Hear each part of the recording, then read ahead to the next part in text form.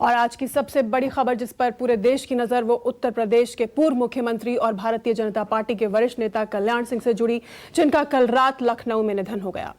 कल्याण सिंह लंबे वक्त से बीमार चल रहे थे। कल्याण सिंह का अंतिम संस्कार कल अलीगढ़ के नरौरा में किया जाएगा।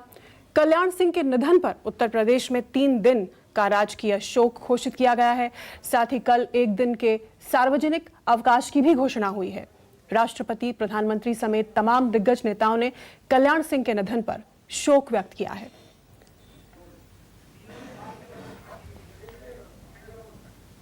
समग्र देश में करोड़ों लोग कल्याण सिंह जी के निधन से क्षुब्ध है, दुखी है। मैं भी उसमें से एक हूं। श्री कल्याण सिंह जी भारतीय जनता पार्टी के वरिष्ठ नेता रहे, राम जन्मभूमि आंदोलन के नायक रहे, उत्तर प्रदेश के मुख्यमंत्री रहे और कई सालों तक पिछड़े समाज के हितों की रक्षा के लिए सदैव उन्होंने लड़ाई लड़ी। चाहे उत्तर प्रदेश विधानसभा हो, चाहे देश की संसद हो, वो हमेशा दबे कुचलों का आवाज उठाते रहे, पिछड़ों का आवाज उठाते रहे और उनका कमिटमेंट श्री राम जन्मभूमि के लिए हमेशा रहा। जब श्री राम जन्मभूमि का शिलान्यास हुआ, उसी दिन मेरी उनसे फोन पर बात हुई थी। उन्होंने कहा था कि मेरा स्वप्न पूरा हो गया, मेरे जीवन का ध्येय पूरा हो गया। ये बड़े दुख की बात है कि आज कल्याण सिंह जी हम सब के बीच में नहीं रही है। उत्तर प्रदेश के अंदर मुख्यमंत्री के रूप में, एक जननेता के रूप में उन्होंने शासन में शुचिता, दृढ़ता, मूल्यों और आदर्शों के प्रति अपने कार्यकाल के दौरान जो आदर्श प्रस्तुत किए थे वो आज भी मानक बने हुए हैं। आज मन बहुत व्यथित है, पीड़ा से भरा हुआ है। कल्याण सिंह जी के जाने से भारतीय राजनीति के एक युग का अंत हो गया।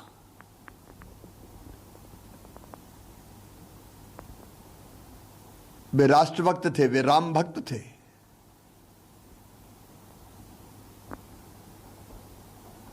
तपोनिष्ठ, कर्तव्यनिष्ठ,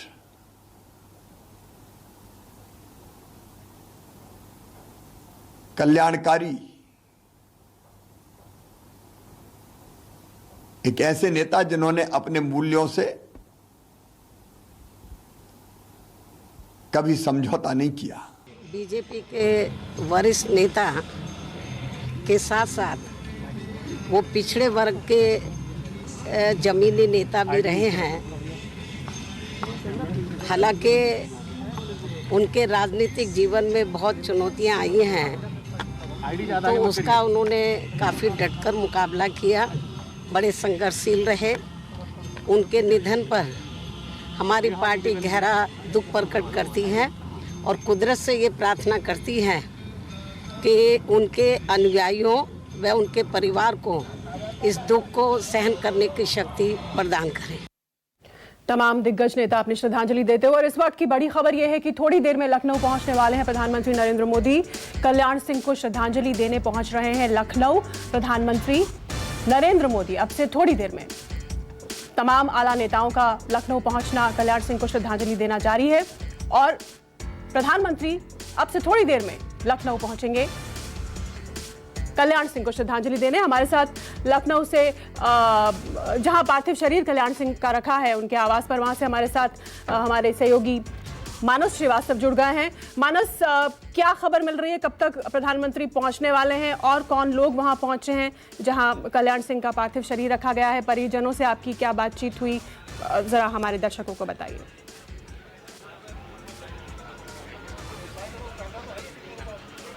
देखिए, निश्चित तौर पर कल्याण सिंह जैसे दिग्गज नेता जो उत्तर प्रदेश की सियासत में जिनका 5 दशक से भी ज़्यादा का उनका बहुत शानदार और अभूतपूर्व प्रदर्शन रहा है, निश्चित तौर पर उनको श्रद्धांजलि देने के लिए कल रात से ही नेताओं की भीड़ लगी हुई उनके इस आवास पर। ये उनका आवास सन 96 में जब वो मुख्यमंत्री थे, उसके बाद जब वो पद से हटे, उसके बाद से लगातार उनका ये आवास रहा है और हम लोग बहुत करीब से यहाँ पर आते जाते रहे, उनसे बहुत करीब से मुलाकात होती रही है। ये वही आवास है जहाँ पर वो 3 दशक से ज़्यादा वक्त तक वो यहाँ पर रहे, चाहे वो किसी भी पद पर रहे, लेकिन ये आवास उनके पास रहा। और आप देख रहे हैं कि यहाँ पर उनका पार्थिव शरीर यहाँ पर आपको नजर आ रहा होगा, तस्वीरों में हम दिखाने की कोशिश कर रहे हैं। जो तमाम उत्तर प्रदेश सरकार के जो मंत्री हैं या दूसरे दलों के जो दिग्गज नेता, वो सभी यहाँ पर मौजूद हैं।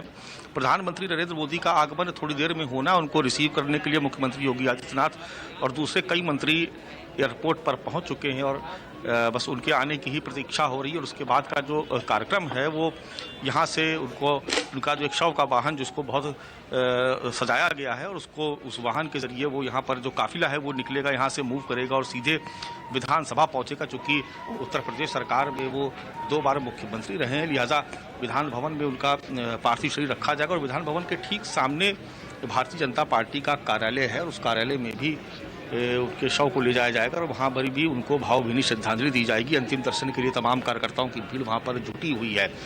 कल्याण सिंह को चाहने वाले, उनको मानने वाले सिर्फ उनकी अपनी ही पार्टी में ही लोग नहीं थे, बल्कि तमाम दूसरे भी दलों में उनके जो फॉलोअर्स थे वो थे और उनको पिछड़ों की राजनीति का उनको एक बड़ा नेता, एक बड़ा मसीहा माना जाता रहा है। तो इस लिहाज से भी अगर देखें तो जो तमाम दूसरे सियासी दल हैं उनके भी लोग यहाँ पर बराबर आ रहे हैं और बहुत दुख व्यक्त कर रहे हैं। जो परिवार के लोग हैं वो तो बेहद दुखी है ही, क्योंकि एक लंबा अरसा वो इस आवास में रहे और यहाँ जो आसपास जो इलाका है वो पूरा तरीके से यहाँ पर पॉलिटिकल लोग ही रहते हैं, ये माल एवेन्यू का इलाका है और 3 दशक से वो इस आवास में रहे हैं। कई बार उनसे मुलाकात होती रही इस आवास में, जब राज्यपाल थे तब भी वो आते थे। तो यहाँ पर जो लखनऊ के जो मीडिया कर्मी थे उनसे मुलाकात करते थे, जिन लोगों से पहले से उनकी मुलाकात होती रही है। हम लोग भी यहाँ पर बराबर आते रहे हैं और एक लंबा अरसा हो गया इस भवन में आते हुए हम लोगों को, करीब 20-22 साल हम लोग को भी यहाँ पर आते हुए हुए। इस वक्त जो हम तस्वीरों में दिखाने की कोशिश कर रहे हैं कि पूरे राजकीय सम्मान के साथ उनको श्रद्धांजलि दी जा रही है यहाँ पर और बस इंतज़ार हो रहा है कि प्रधानमंत्री नरेंद्र मोदी किसी भी वक्त यहाँ पर आ सकते हैं और उनके आने के बाद यहाँ पर वो श्रद्धांजलि अर्पित करेंगे। उनके साथ दूसरे जो मंत्री हैं, केंद्रीय मंत्री, वो भी यहाँ पर मौजूद होंगे।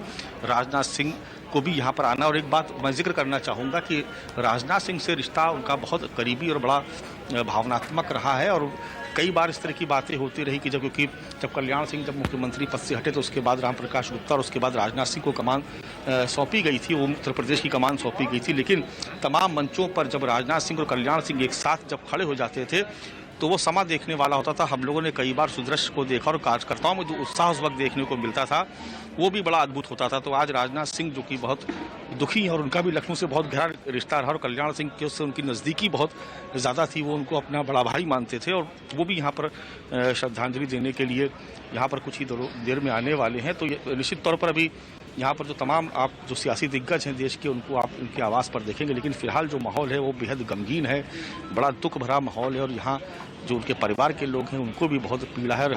और अलीगढ़ में जहाँ पर उनका पैतृक निवास है वहाँ से भी तस्वीरें आई हम लोगों के पास, वहाँ पर भी बड़ा गम का माहौल है।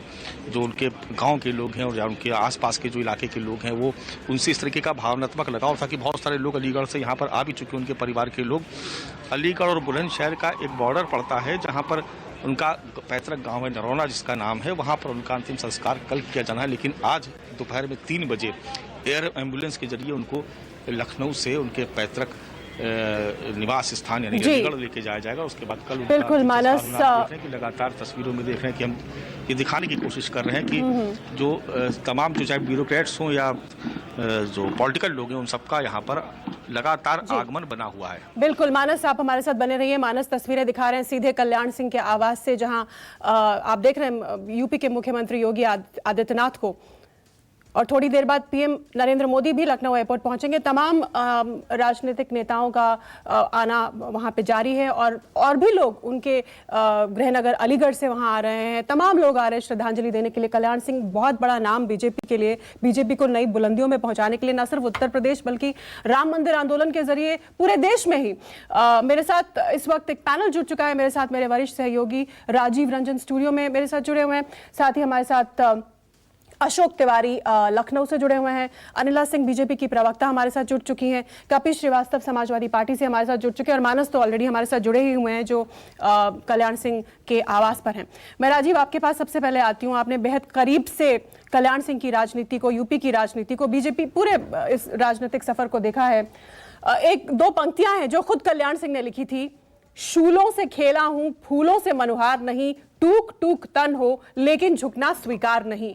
कल्याण सिंह की लिखी ये पंक्तियां ही राजीव उनके राजनीतिक करियर, उनकी शख्सियत का सार कही जाएंगी।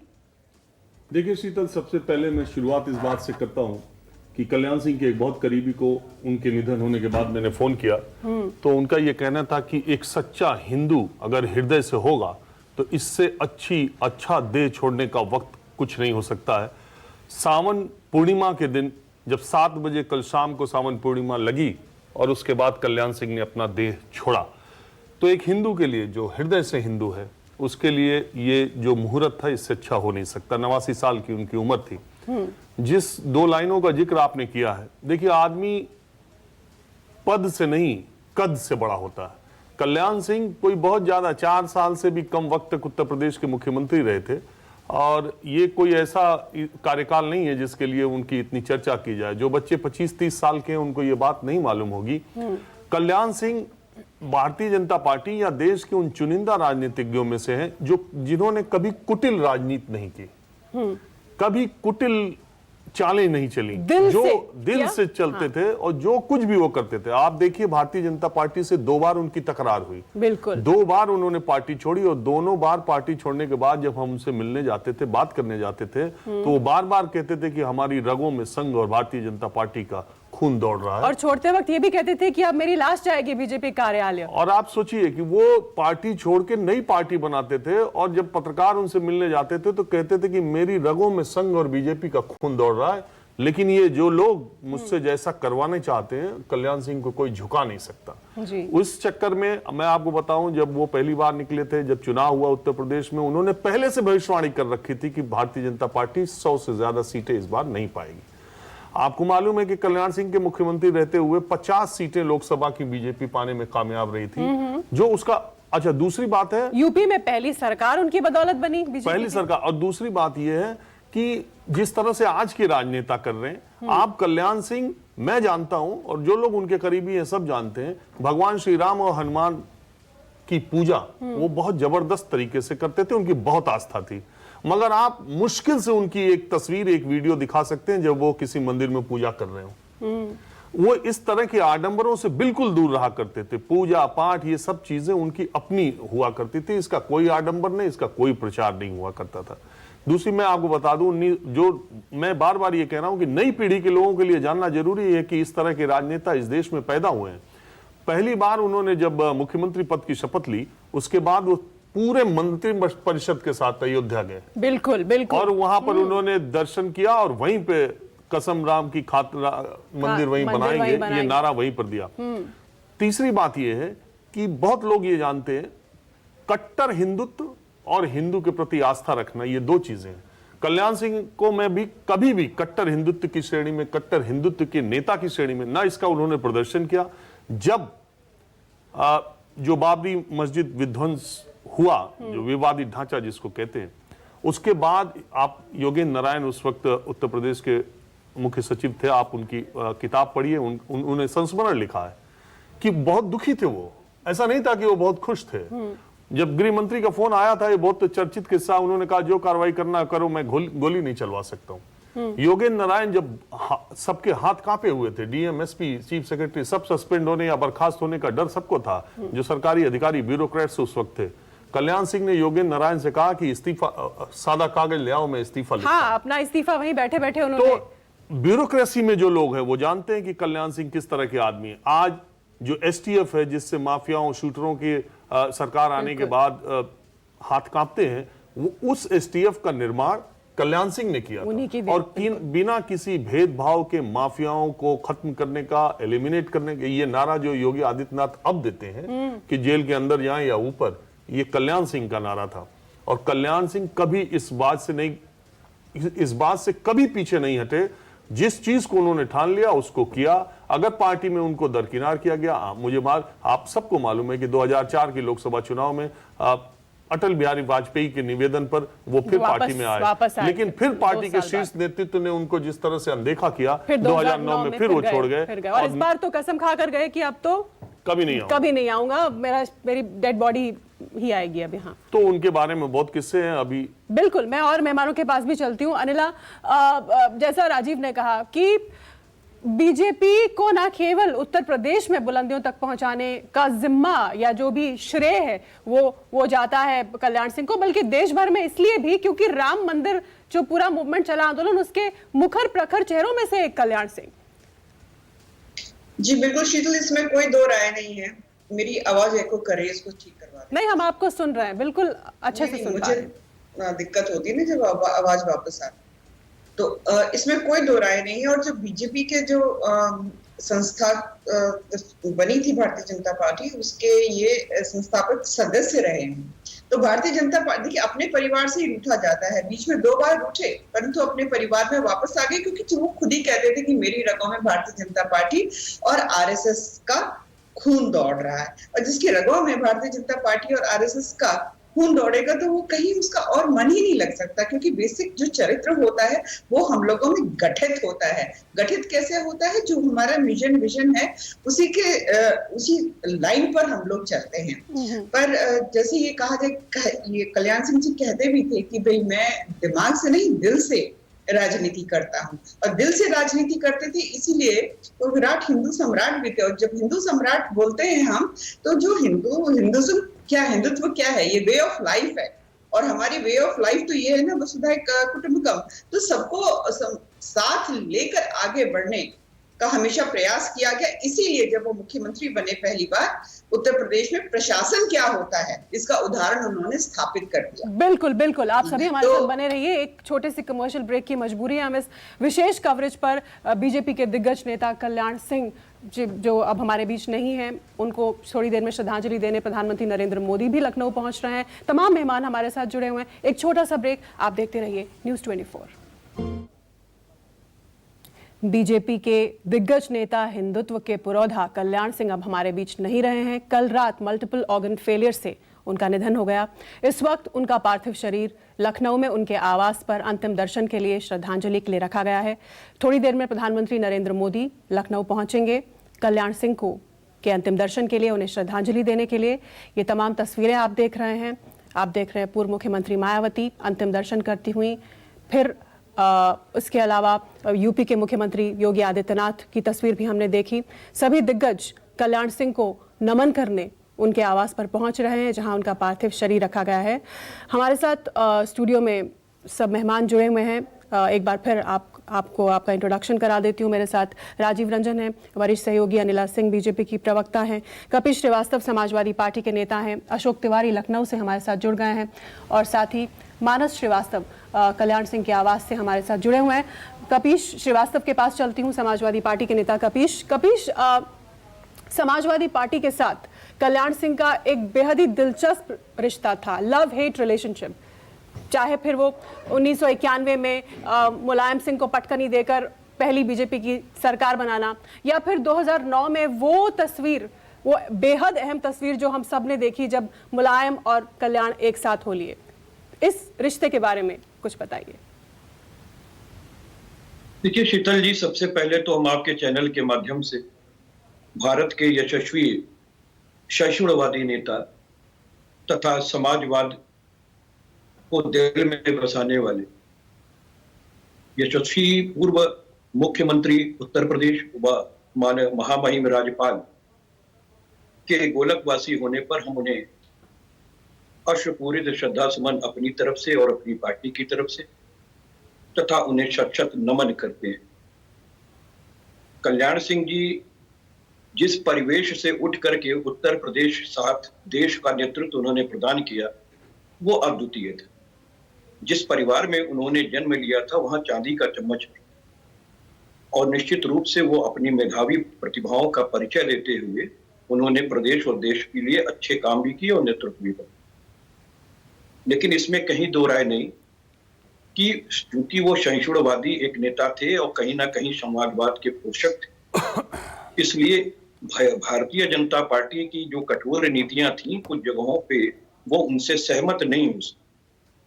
और जिस पार्टी में उन्होंने अपने खून को से अभिसंचित करने का काम किया था, कहीं ना कहीं उनके नेतृत्व ने उस समय उनके नेतृत्व को स्वीकार नहीं किया, इसीलिए उन्होंने पहले एक बार अपनी पार्टी भी बनाई और बाद में कहीं ना कहीं वो अपनी पार्टी के कुछ ऐसे कृत्यों से खुश नहीं थे, जिसके वजह से उन्होंने पुनः परित्याग किया और समाजवादी पार्टी के साथ हमारी विचारधारा और नीतियों में अपनी सहमति व्यक्त करते हुए और उस काल को याद करते हुए कि जब उन्होंने कोई ऐसी पार्टी के साथ जो कि सहिष्णुवादी नीतियां नहीं रही, उस पर खेद व्यक्त करते हुए पार्टी थी और हमारे साथ चले।